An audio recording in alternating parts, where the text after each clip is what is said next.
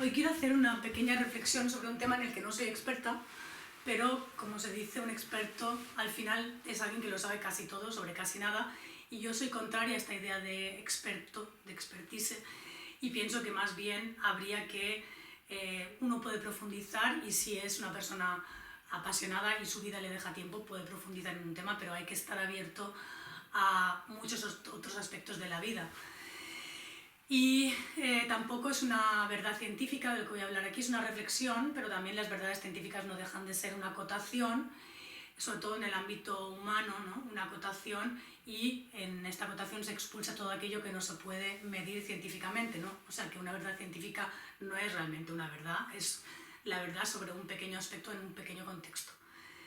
El tema del que voy a hablar es el tema de la música como lenguaje, o como otro lenguaje, aparte del nuestro, ¿no? del habla, y aparte quizás del lenguaje de programación, ¿no? Yo creo que son diferentes tipos de lenguaje y que diferentes tipos de personas se encuentran más o menos a gusto en cada uno de estos ámbitos, ¿no? Hay gente, por ejemplo, que no comprende, los autistas, por ejemplo, más allá de las causas, dejándolas a un lado, les cuesta mucho comprender el lenguaje humano porque es ambiguo, ¿no? Yo recuerdo una persona que me dijo una vez que él prefería que un no, que fuese rotundo y siempre significase lo mismo, que un no que unas veces podía significar quizás, otras veces puede ser y otras veces no, ¿no? Que le perturbaba muchísimo y que exigía, digamos, de nuestro lenguaje, que en realidad es bastante flexible, pues la mayoría de la gente lo utilizamos, hablamos por hablar, no decimos cosas que luego no son, pero hay gente que no puede soportar esta ambigüedad, por ejemplo, ¿no? Y la música es otro tipo de lenguaje. Hay gente que dice que la música es matemática, pero sin ser experta, por lo que presiento, por lo que he aprendido en mi vida y por lo que he leído también, hay cosas de la música que no se pueden expresar en el lenguaje matemático tampoco, ¿no? Como por ejemplo la disonancia, parece ser, pero bueno, aquí no me quiero meter porque esto realmente no lo entiendo. Yo estudié música un tiempo de muy pequeña, y debo decir que fui incapaz de aprender, digamos, el lenguaje matemático de la música.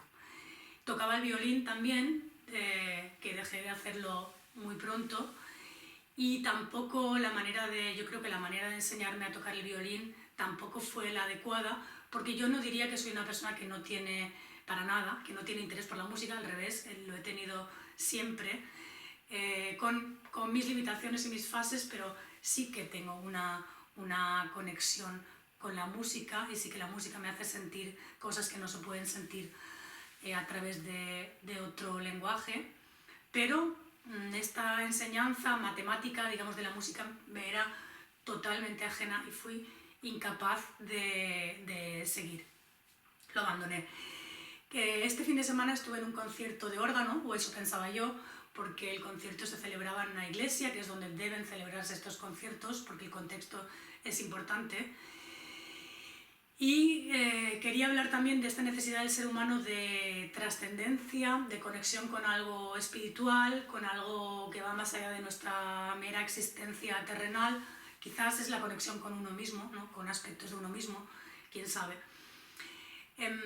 Lo dicho, esto no era un concierto, sino que era una misa evangélica, en la que no he asistido a muchas, con lo cual no sé si siempre son así, pero básicamente una misa muy corta y limitada básicamente al sermón de la pastora. Y mientras tanto, en las pausas de los pequeños sermones que iban soltando las pastoras, estaba el coro y estaba el órgano. El sermón básicamente consistía en recordarnos la necesidad que tenemos de conexión con Dios, ¿no? Y la bondad de Dios, su magnificencia, su poder, su infalibilidad, su siempre estar ahí para nosotros, seres débiles, necesitados, con una existencia limitada, con incapacidad para ir más allá y con una necesidad de confiar en Dios, y siempre nos iba a ayudar, siempre que sigamos sus preceptos, ¿no? Siempre que creamos sus escrituras. Es decir, los caminos de Dios están llenos de misericordia y de aliento, pero solo para aquellos que creen en Él, ¿no? Los que no crean en Él están expulsados de este sistema, como de todos los demás sistemas de poder, ¿no? Al final, el sermón me di cuenta que es, bueno, me di cuenta, ya más o menos lo sabía porque todos los sistemas de poder funcionan igual, pero es una manera de hacerte saber, de recordarte que eres débil y dependiente y que debes de creer en la doctrina que siga cada sistema de poder, que en el caso de la ciencia es uno, en el caso de la religión es otro, etcétera, etcétera. Cada secta tiene el suyo, las estructuras familiares tienen el suyo, las sociedades el suyo, pero siempre debemos de aceptar, digamos, nuestra posición. Y por otra parte estaba el concierto maravilloso de órgano, de música de Bach, y el coro también con unas voces que justamente hacían conectar con algo difícil de expresar, ¿no? Me acordé, bueno, casualmente estoy leyendo un libro que se llama Buddenbrooks, que es la historia de una familia de comerciantes y de su decadencia, y lo que caracteriza, entre otras cosas, a esta familia es su falta de sentido musical, ¿no? Son personas que no saben, no entienden la música, que no, extraño para familias nobles, ¿no? Que no tocan ningún instrumento o que no sienten nada especial, no entienden este lenguaje, básicamente, hay que decir. Y hay un momento en el último de los hijos que nace en esta familia, todo lo contrario, es incapaz de aprender en el colegio para vergüenza de su padre, y sin embargo es un músico virtuoso al que este lenguaje musical y el tocar un instrumento le resulta tan fácil, como si ya viniese una predisposición interna para ello, ¿no? Como si ya hubiese nacido con esa predisposición.